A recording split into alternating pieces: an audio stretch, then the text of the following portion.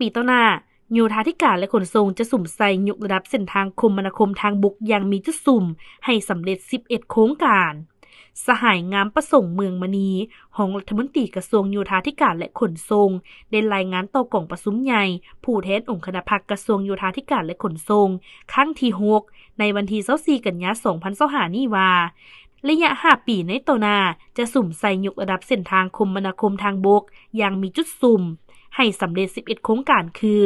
โครงการปรับปรุงและซ่อมแปลงทางเลข13ไต้แต่ท่าแขกหาด่านสากลนาเผาขัว6แห่งตามทางเลข8ขัว12แห่งตามทางเลข20ทางหลวงท้องถิ่น5แขวงภาคเหนือโครงการพัฒนาชนบทระยะ3และระยะ4โครงการก่อสร้างแต่เมืองปากทาหาเมืองผาอุดมทางหลวงแห่งชาติเลข8ที่ได้รับความเสียหายจากภัยพิบัติปี2023สืบต่อกักเกี่ยมและสู่สุนที่สำเร็จการก่อสร้าง3โครงการคือ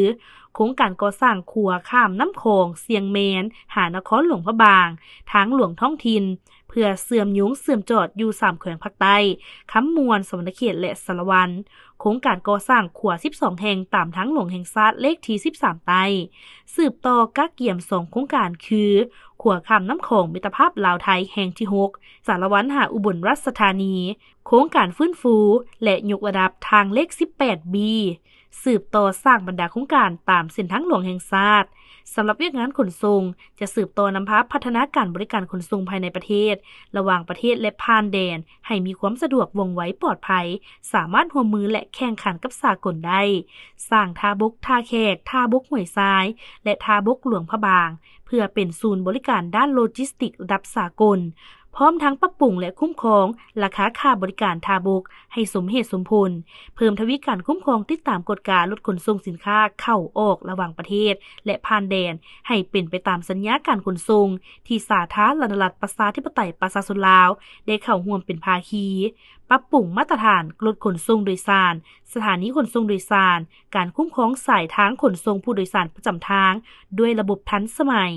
คุ้มครองมาตรฐานเทคนิคการนำเข้าการขึ้นทะเบียนและการนำใช้ยานพาหนะด้วยระบบที่ทันสมัยโดยการสร้างศูนย์ควบคุมการขนส่งศูนย์ควบคุมการจราจรและการจอดรถระบบกล้องวงจรปิดภายใต้โครงการคุ้มครองยานพาหนะและการขนส่งแบบครบวงจร PPP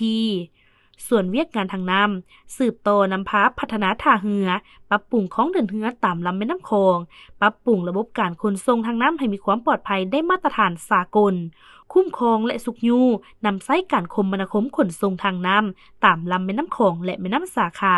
ติดพันกับการท่องเที่ยวและการขนส่งสินค้าส่วนเวียกงานทางรถไฟสืบต่อพัฒนาเส้นทางรถไฟ